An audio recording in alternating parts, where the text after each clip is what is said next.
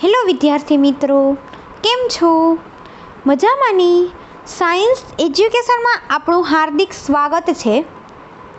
આપણે આ વિડીયોમાં જોશું ધોરણ 8 વિષય વિજ્ઞાન પાઠ 18 હવા અને પાણીનું પ્રદૂષણ છે.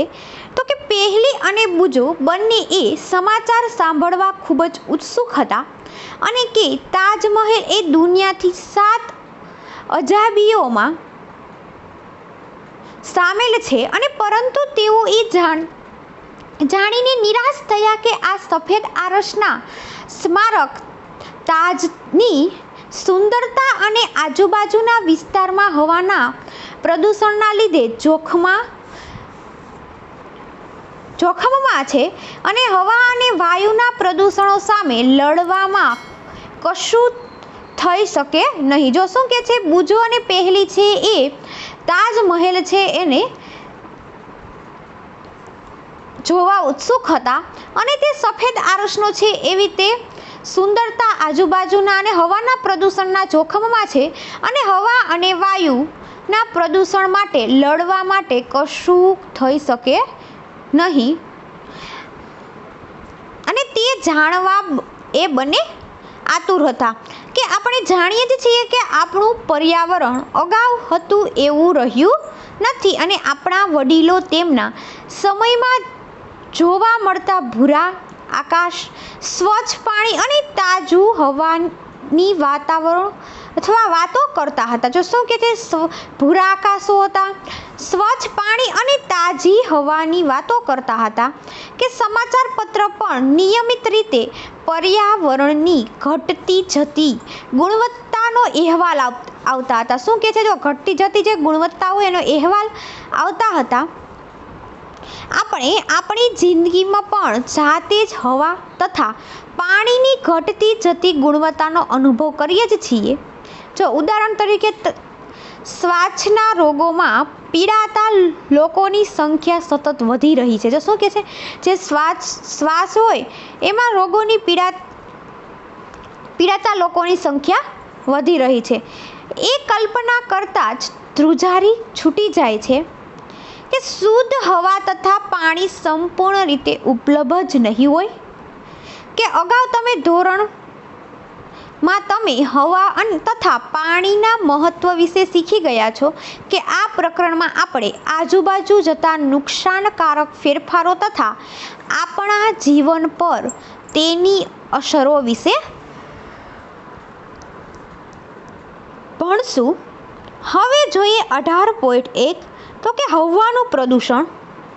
તો કે ખોરાક વગર આપણે થોડા સમય ટકી શકીએ છીએ પણ આપણે હવા વિના આપણે થોડી મિનિટ પણ ટકી શકતા નથી. જો શું કહે છે કે આપણે ખોરાક વગર થોડા દિવસો પણ ટકી શકીએ છીએ પણ આપણે હવા વિના એક મિનિટય આપણે થોડી મિનિટય આપણે ટકી શકતા નથી. આ સાદી વાસ્તવિકતા આપણે શુદ્ધ હવાનું આપણા માટેનું મહત્વ સમજાવે છે. તમે જાણો છો કે હવા એ વાયુનું મિશ્રણ છે. શું શેનું મિશ્રણ છે? હવા છે વાયુઓનું મિશ્રણ છે. કે આ મિશ્રણમાં કદના પ્રમાણમાં 78% નાઇટ્રોજન, 21% ઓક્સિજન છે. શું કે છે, આ મિશ્રણ છે એ કદમાં 78% નાઇટ્રોજન અને 21% ઓક્સિજન હોય છે અને ખૂબ જ ઓછા પ્રમાણમાં carbon dioxide, argon, methane, ozone અને પાણીનું વરાળ પણ રહેલો છે.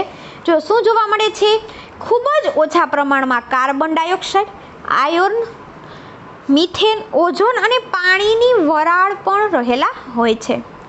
હવે જોઈએ પ્રવૃત્તિ 18.1 તો કે ધુમાડા કાઢતી ઈંટની ભઠ્ઠી પાસેથી નીકળતી વખતે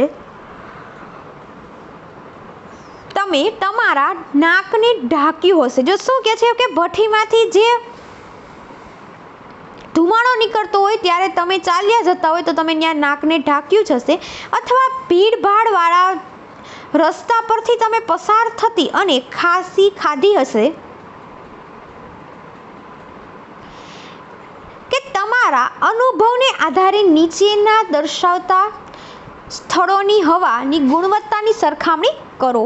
પેલું છે બગીચાઓ તથા વ્યસ્ત રસ્તો, બીજું છે કે રહેણાંકવાળો વિસ્તાર અને ઔદ્યોગિક વિસ્તાર, ત્રીજું છે કે દિવસના જુદા જુદા સમયે વ્યસ્ત ટ્રાફિકની ચોક્કસ જગ્યાએ નોંધ લો, અને ઉદાહરણ તરીકે વહેલી સવારે અને બપોરે અને સાંજે. જો ત્રણ આપણે ટ્રાફિક હોય ત્યારે આપણે જુદા જુદા સમયે આપણે વ્યસ્ત ટ્રાફિકની ચોક્કસ જગ્યા નોંધવાની છે.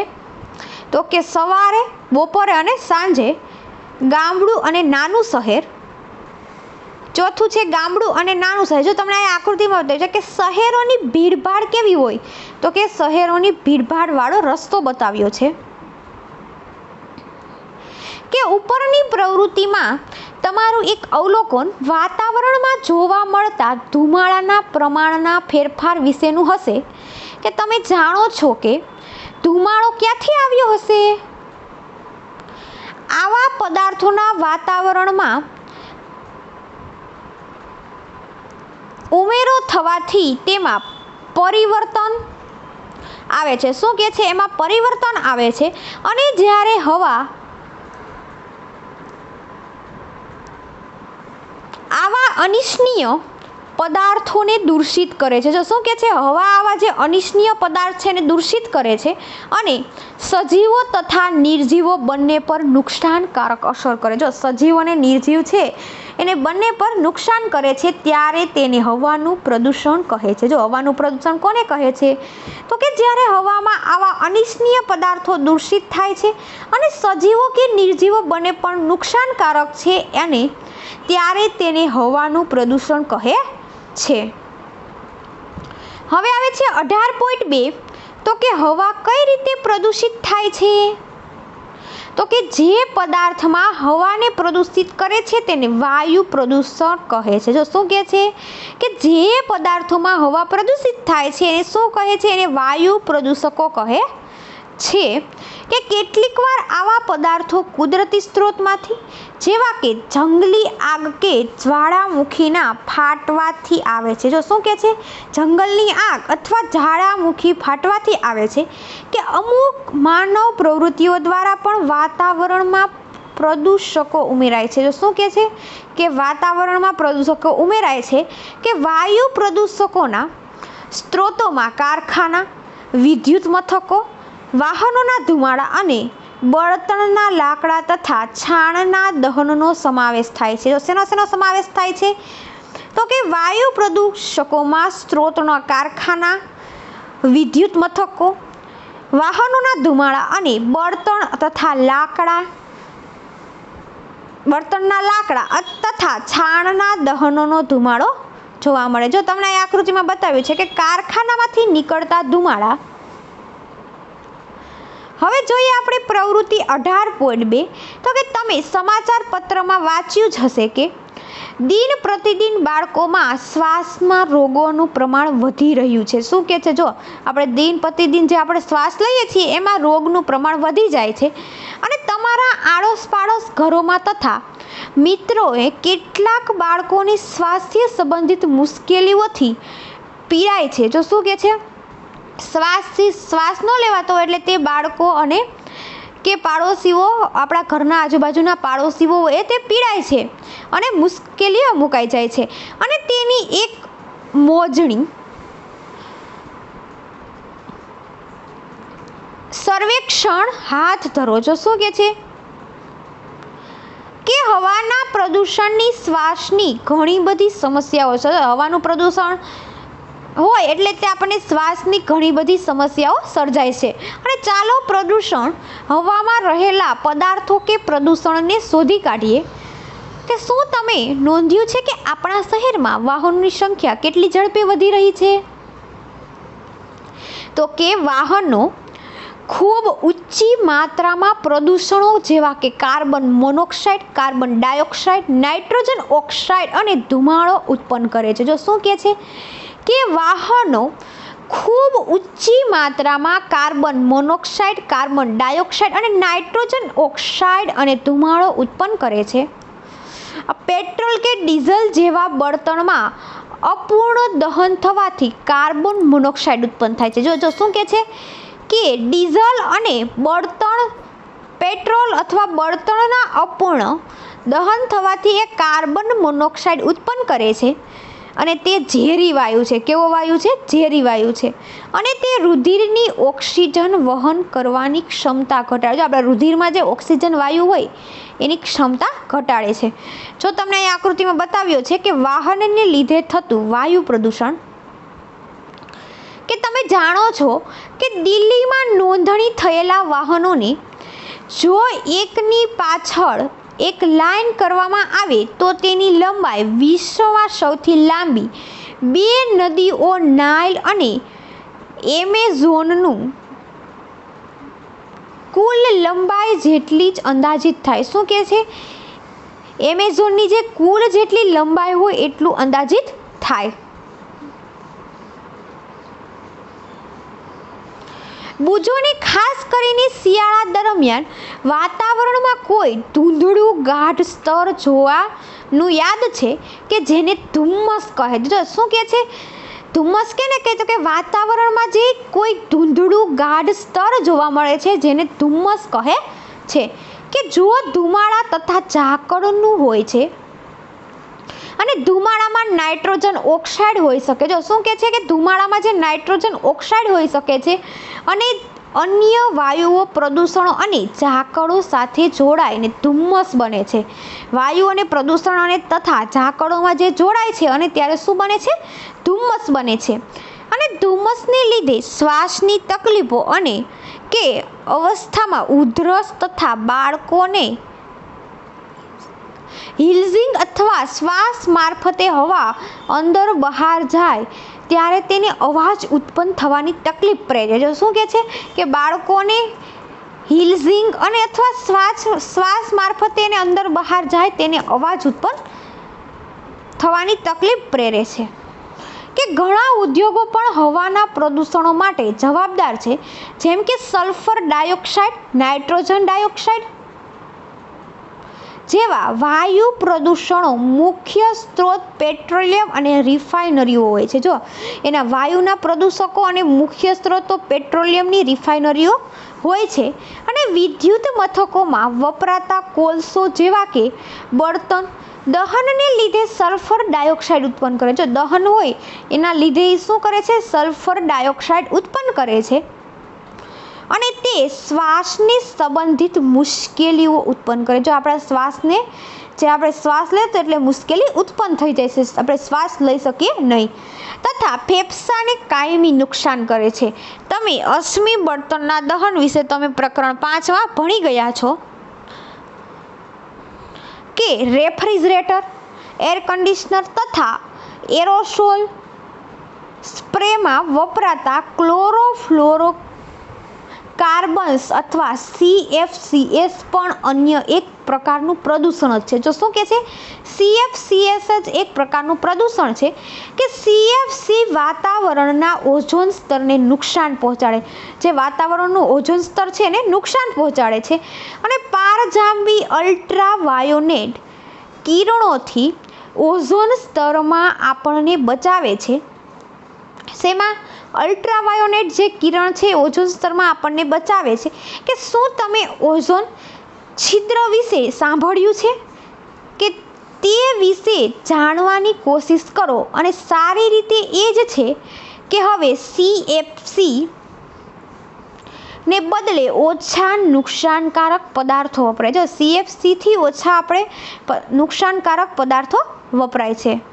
કે ઉપર દર્શાવેલ વાયુઓ ઉપરાંત ડીઝલ કે પેટ્રોલ બળતણ તરીકે વાપરવાના વાહનોના સૂક્ષ્મ કણો ઉત્પન્ન કરે છે અને જે હવામાં લાંબા સમય સુધી નિલંબિત અથવા જળવાયેલા રહે. જો લાંબા સમય સુધી નિલંબિત અને જળવાયેલા રહે છે અને તેઓ દ્રશ્યતા ઘટાડે છે. શું ઘટાડે છે? દ્રશ્યતા. અને જ્યારે તે શ્વાસમાં જાય છે ત્યારે રોગો પેદા થઈ જાય છે. જો શ્વાસ આપણે લઈએ છીએ અને જે આપણી શ્વાસની અંદર જાય છે એટલે રોગો થવા આપણને લાગે છે. સ્ટીલની બનાવટ તથા ખાણો ઉદ્યોગો પણ આવા જ કણો ઉત્પન્ન કરે છે કે વિદ્યુત મથકો રાખતા સૂક્ષ્મ કણો પેદા કરે છે જેને વાતાવરણને પ્રદૂષિત કરે છે. જો વિદ્યુત મથકો હોય એમાં જે આપણે રાખના આપણે સૂક્ષ્મ કણો હોય એ પેદા કરે છે અને વાતાવરણને પ્રદૂષિત કરે છે. જો તમને અહીંયા પ્રવૃત્તિ 18.3 છે કે ઉપરના દર્શાવેલા પ્રદૂષણોનો ઉપયોગ કરી કોષ્ટક બનાવો અને તેમાં વધુ પડતી માહિતી ઉમેરો. તો એમાં વાયુ પ્રદૂષણ, સ્ત્રોત અને અસરો લખવાની. જો પહેલાં વાયુ પ્રદૂષણ લખવાનું છે અને સ્ત્રોત અને એની અસરો લખવાની છે. હવે આવે છે 18.3 તો કે તાજમહલ ક્રેશ સ્ટડી છે. તો કે છેલ્લા 2 દાયકાથી ભારતના પ્રવાસીઓનું મુખ્ય આકર્ષણ એવો મુખ્ય પ્રખ્યાત આગ્રામાં આવેલો તાજમહેલ ચિંતાનો વિષય બન્યો. જો શું કહે છે, જે આગ્રામાં તાજમહેલ આવ્યો છે એ ચિંતાનો વિષય બન્યો છે. અને નિષ્ણાંતોએ ચેતવણી આપી છે કે હવામાં રહેલા પ્રદૂષણો તેના સફેદ આરસની ચમક ઝાંખી કરી રહ્યા છે. જો શું કહે છે, જે આપણે હવામાં પ્રદૂષણો છે એ સફેદ જે આરસ છે એને ઝાંખી કરી રહ્યા છે.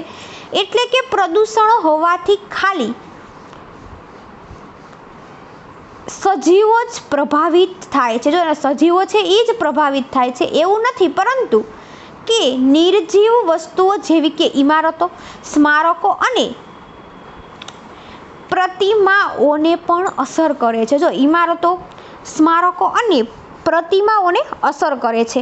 અને આગ્રા અને તેની આસપાસ આવેલા ઉદ્યોગો જેવા કે રબર પ્રોસેસિંગ, વાહન ઉદ્યોગો, રસાયણો અને ખાસ કરીને Mathura oil refinery sulphur dioxide અને નાઇટ્રોજન ડાયોક્સાઇડ ઉત્પન્ન કરવા માટે જરૂરી છે. જો શું કહે છે કે રબર પ્રોસેસિંગ, વાહન ઉદ્યોગો અને રસાયણો ખાસ કરીને એમાં મથુરામાં ઓઇલ રિફાઇનરી સલ્ફર ડાયોક્સાઇડ અને નાઇટ્રોજન ડાયોક્સાઇડ ઉત્પન્ન કરવા માટે જવાબદાર છે.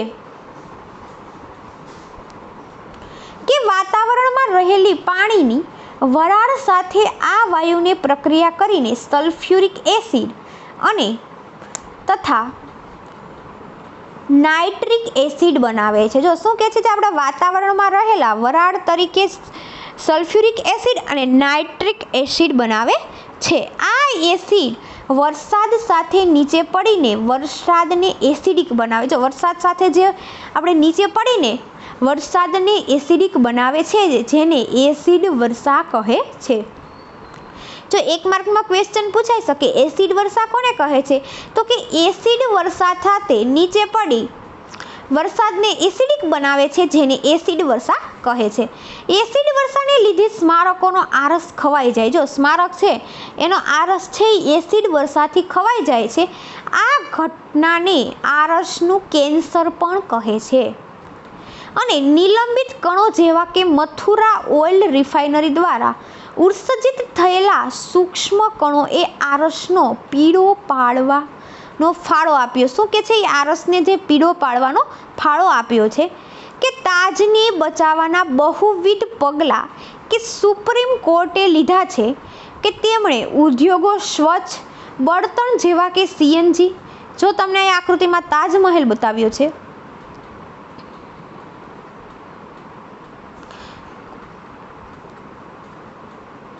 તો કે સીએનજીનું ફૂલ ફોર્મ શું થશે, તો કે કોમ્પ્રેસ્ડ નેચરલ ગેસ, તો કે દબાણયુક્ત કુદરતી વાયુ. અને સીપીજી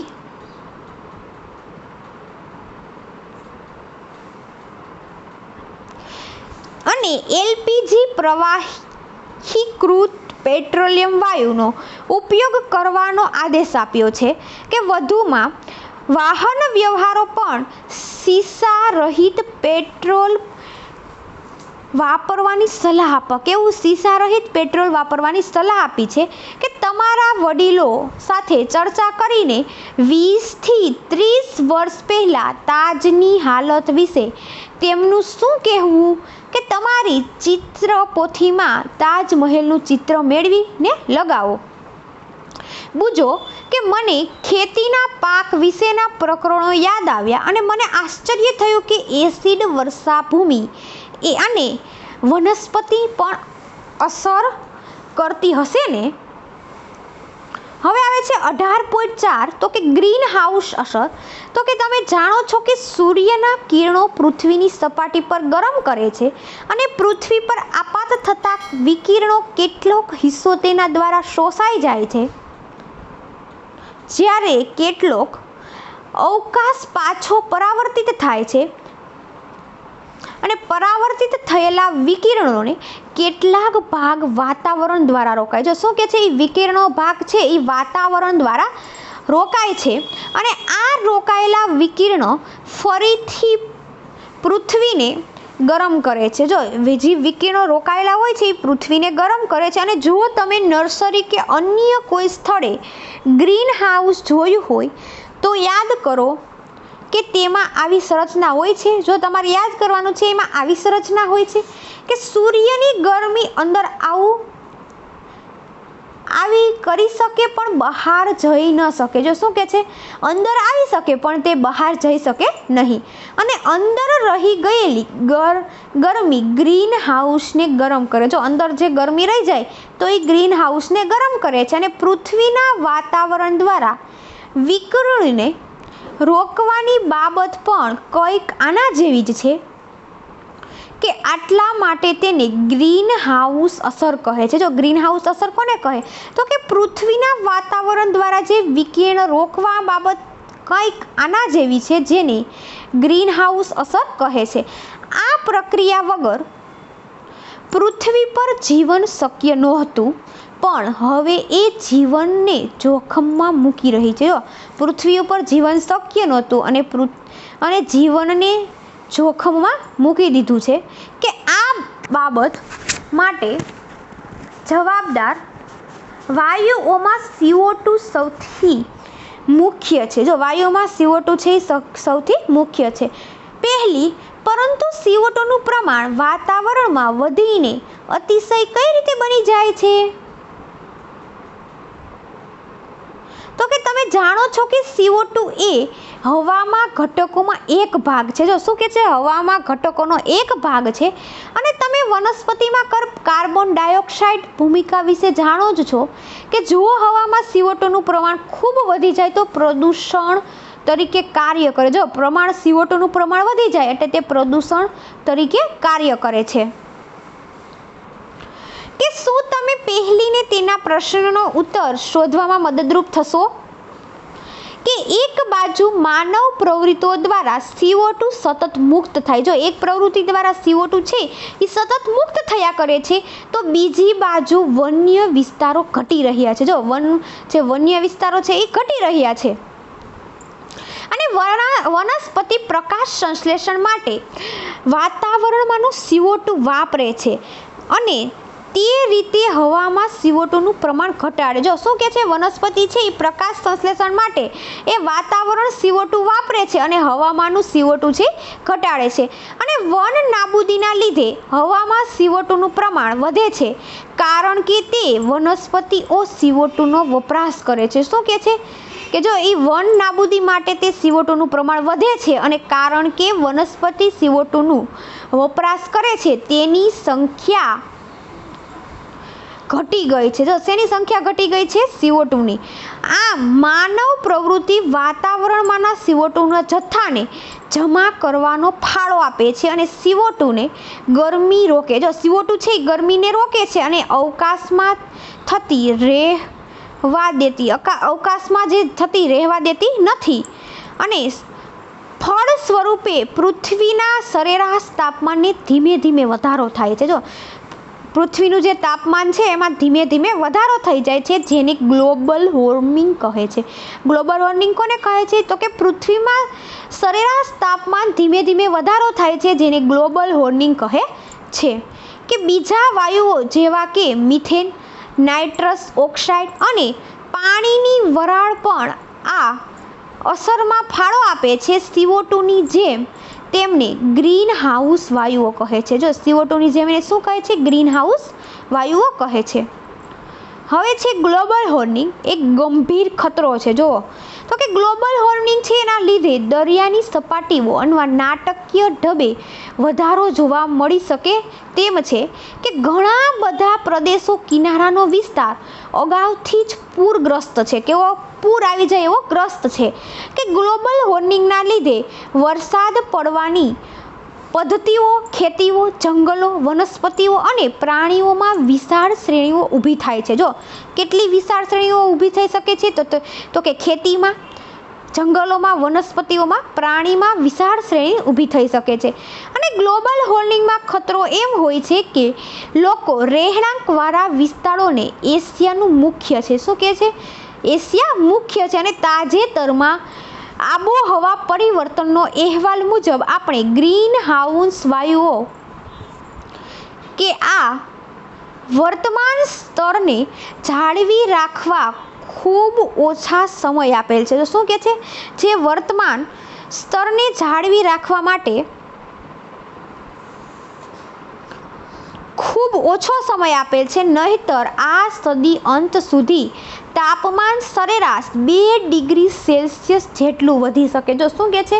એ સરેરાશ 2 સેલ્સિયસ જેટલું વધી શકે અને જે ખરેખર ભયજનક સ્તર માનવામાં આવે છે. જો શું કહે છે કે જે ભયજનક સ્થળ છે એ માનવામાં આવે છે